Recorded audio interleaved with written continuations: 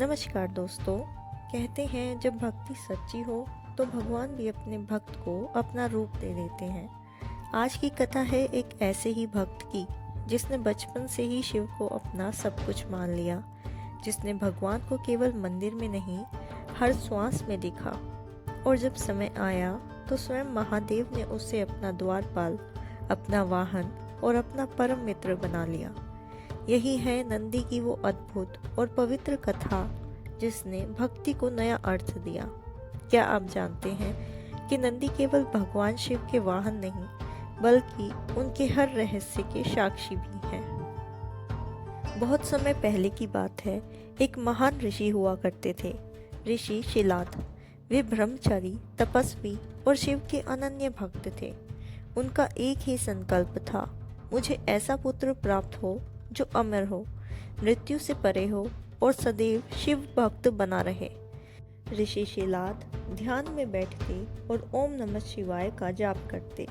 ऋषि शिलाद प्रार्थना करते कि हे महादेव, मुझे ऐसा पुत्र प्राप्त करे जो साक्षात आपकी भक्ति का प्रतीक माना जाए। भगवान शिव प्रकट हुए और बोले, हे शिलाद, मैं तेरी तपस्या से प्रसन्न हूँ। तुझे एक दिव्य पुत्र मिलेगा जो मेरे अंश से उत्पन्न होगा।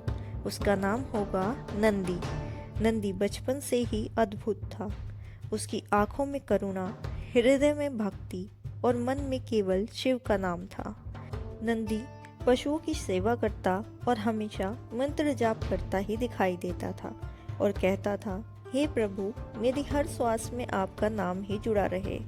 एक दिन दो देवता ऋषि शिलाद के आश्रम आते हैं और कहते हैं, हे शिलाद, तुम्हारा पुत्र नेश्वर है, इसे मृत्यु का भय रहेगा। ऋषि शिलाद कहते हैं, परंतु भगवान शिव ने तो मुझे वचन दिया था। यह सुनकर नंदी कहता है, यदि मेरी भक्ति सच्ची है तो स्वयं महादेव प्रकट होंगे और मेरा रक्षण करेंगे। नंदी कठोर तपस्या में लीन हो जाता है और महीनों तक ध्यान करता है।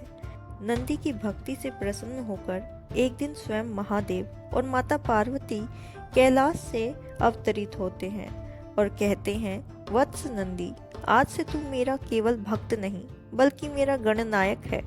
तू अमर रहेगा और सदा मेरे समीप रहेगा। तेरा रूप वृषभ होगा, स्थिरता, धैर्य और भक्ति का प्रतीक। माता पार्वती कहती है, नंदी, जो भी भक्त तेरे कान में ओम नमः शिवाय कहेगा उसकी प्रार्थना सीधे हमारे तक पहुंचेगी। नंदी कहता है, हे महादेव, यही मेरे जीवन का परम वरदान है। उस दिन से नंदी केवल भगवान शिव के वाहन नहीं बल्कि उनके परम भक्त, द्वारपाल और रक्षक बन गए। शिवालयों में गर्भगृह के सामने नंदी की मूर्ति इसलिए रखी जाती है क्योंकि वह भक्तों की वाणी को सीधा शिव तक पहुंचाने का काम करते हैं।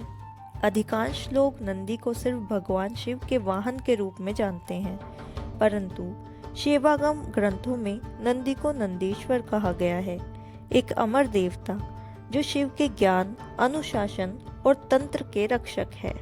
शिव तंत्र के अनुसार जब शिव ने पंचमुख रूप धारण किया था तो इन पंचमुखों के ज्ञान का प्रथम श्रोता नंदी ही थे।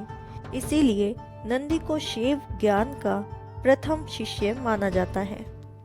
शिवालय में नंदी की मूर्ति सदैव ध्यान मग्न, शांत और शिव की ओर मुख किए बैठी होती है। यह मुद्रा केवल प्रतीकात्मकता नहीं है, यह पूर्ण समाधि अवस्था दर्शाती है। यहाँ साधक शिव में पूर्णतः लीन हो चुका है। यही कारण है कि कहा जाता है, यदि तुम शिव को नहीं देख पा रहे तो नंदी को देखो, वही तुम्हें ध्यान की दिशा दिखा देगा। एक पुराण कहानी के अनुसार जब रावण ने कैलाश पर्वत उठाने का प्रयास किया तो नंदी ने उसे रोकने का प्रयत्न किया। रावण ने उसका अपमान किया। तब नंदी ने उसे श्राप दिया, तेरा ही वंश में एक वानर उत्पन्न होगा जो तेरे अहंकार का नाश करेगा। यही श्राप आगे चलकर हनुमान जी के रूप में सत्य हुआ, जो रावण के अंत का कारण बना। इस प्रकार नंदी का संबंध रामायण की घटनाओं से भी जुड़ा हुआ है। योग शास्त्र में नंदी मुद्रा नामक एक ध्यान तकनीक है जिसमें साधक नंदी की तरह स्थिर रहकर ओंकार का कथन सुनता है। कहा जाता है इसे शिव तत्व का अनुभव होता है।